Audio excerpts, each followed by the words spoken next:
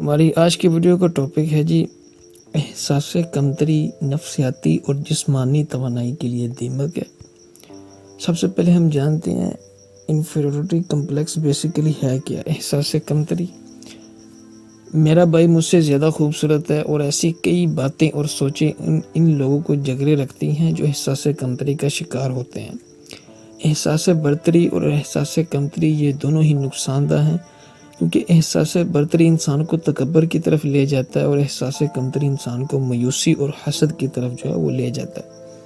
احساس کمتری کی وجہ ہمارا معاشرہ ہے، ہمارے رویے انداز ہیں۔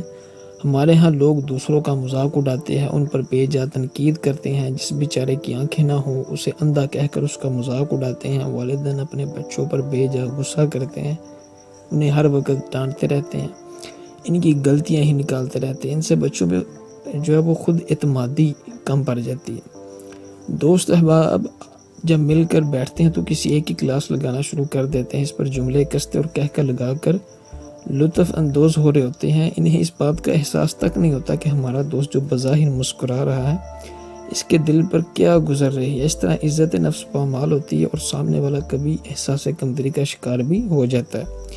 بیوہ خواتین پر جب تانوں کے تیر چلائے جاتے ہیں، جس کے پاس اولاد نہیں ہے اسے جلی کٹی جو ہے وہ سنائی جاتی ہے۔ نفسیاتی بیماریاں بھی جسمانی بیماریوں کی طرح علاج اور توجہ چاہتی ہیں، ان میں احساس کمتری بھی ہے۔ احساس کمتری کا شکار افراد خود کو دوسروں سے کمتر سمجھتے ہیں، اور اس کشمکش میں ان کی پوری شخصیت داؤ پر لگ جاتی ہے۔ بچپن کی ناخوشگواریاں، گھریلو بدسلوکی، تعلیمی ناکامیاں اور جسمانی جو ہے وہ نقص، سماجی پیمانوں پر پورا نہ اترنا یا غربت بھی احساس کمتری کی وجہ ہے۔ اعتماد میں کمی، سماجی مصروفیات کا نہ ہونا اور کم ہمتی شامل ہے اس میں۔ اس کے باعث لوگ ڈپریشن اور نا امیدی میں جو ہے وہ ان کا شکار ہو جاتے ہیں۔ ناخن چبانا، دوسروں سے نظریں نہ ملانا اور خیالوں میں کھوئے رہنا۔ احساس کمتری جو ہے وہ مایوسی اور حسد کی طرف جو ہے وہ لے جاتا ہے۔ اب ہم اپنے اصل ٹاپک کی طرف آتے ہیں۔ جسمانی اور نفسیاتی صحت کا دار و مدار اس غذا پر ہے جو آپ جسم کو دیتے ہیں اور جو آپ ذہن کو دیتے ہیں۔ زیادہ اہم ذہن ہے۔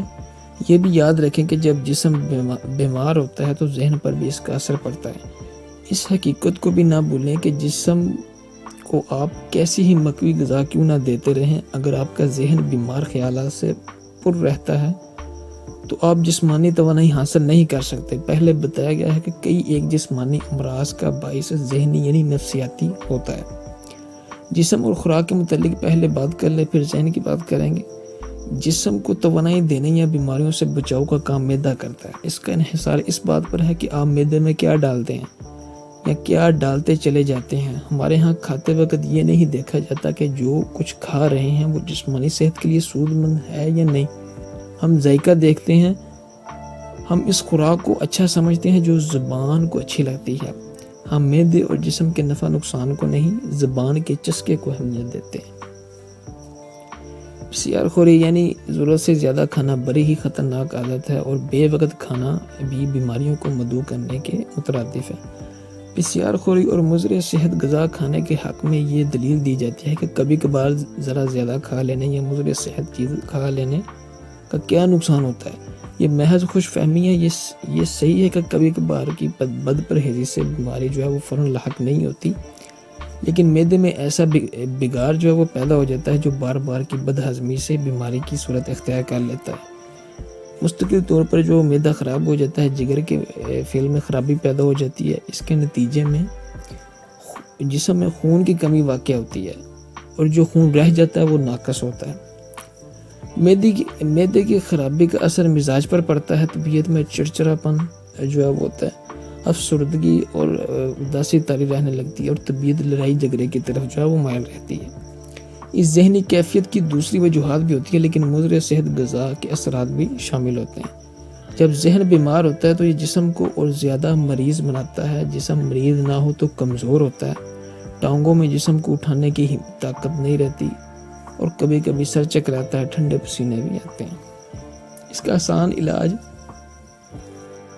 ہے، اور میں آپ کو کوئی نئی جو بات نہیں بتا رہا، مضر صحت اشیاء نہ کھائیں، کھانا وقت پر کھائیں، پسیار خوری ترک کریں، غذا وہ کھائیں جس میں وٹامن ہو، یعنی مثلا آپ کہہ سکتے ہیں دالیں، سبزیاں، گندم کی روٹی، دودھ اور دہی وغیرہ۔ دعوتوں پر جائیں مگر اپنے معدے پر جو ہے وہ رحم کریں۔ موجودہ دور بے اطمینانی اور افراتفری کا دور ہے، تفکرات اور پریشانیاں زیادہ ہیں، ذہن پریشان رہتا ہے۔ اس کا اثر جسم پر یہ پڑتا ہے کہ جسم اپنی توانائی برقرار رکھنے کے لیے وٹامن بی زیادہ استعمال کرتا ہے۔ بی ایسی جو وٹامن ہے جسے جسم اپنے اندر محفوظ نہیں رکھ سکتا، لہذا ایسی غذا کھانی چاہیے جس میں وٹامن بی جو ہے وہ موجود ہو۔ آج کل فارمیسیز میں آپ کہہ لیں کہ وٹامن بی کے کمپاؤنڈ جو ہے وہ مل جاتے ہیں۔ اکثر لوگ کسی ڈاکٹر کے نسخے کے بغیر کمپاؤنڈ کھاتے رہتے ہیں، یہ طریقہ ٹھیک نہیں۔ یہ کمپاؤنڈ جڑی بوٹیوں سے اخذ کرنے کی بجائے کیمیائی اشیاء سے تیار کیے جاتے ہیں۔ ان کا مسلسل استعمال نقصان دہ ہوتا ہے، جب تک ڈاکٹر نہ کہے یہ کمپاؤنڈ استعمال جو ہے وہ نہ کریں۔ جسم کو وٹامن بی دینے کا بہترین طریقہ وہ غذا ہے جس میں یہ وٹامن جو ہے وہ پائی جائے، مثلا گندم اور وہ چاول جس میں بھوسی نکلی ہوئی نہ ہو۔ بازار سے جو چاول ملتے ہیں ان چاولوں کے دونوں سرے ٹوٹے ہوئے ہوتے ہیں، اس عمل سے گزرتے ہوئے چاول میں وٹامن بی جو ہے وہ ضائع ہو جاتا ہے۔ سبزیوں، دالوں، کالے چنے، دودھ اور پھلوں کا جو ہے وہ استعمال کریں۔ گاجر، مولی، سلاد، لیمن، میٹھا اور مالٹا وٹامن بی کے لیے بہت جو ہے وہ مفید ہے۔ زیادہ چینی والی اشیاء نہ کھائیں، مثلا مٹھائی اور آئس کریم۔ وٹامن بی احساس کمتری کے مریضوں کے لیے بہت مفید ہے۔ وٹامن بی میں 4 وٹامن جو ہے وہ ہوتے ہیں، B1، 2، 3 اور 4۔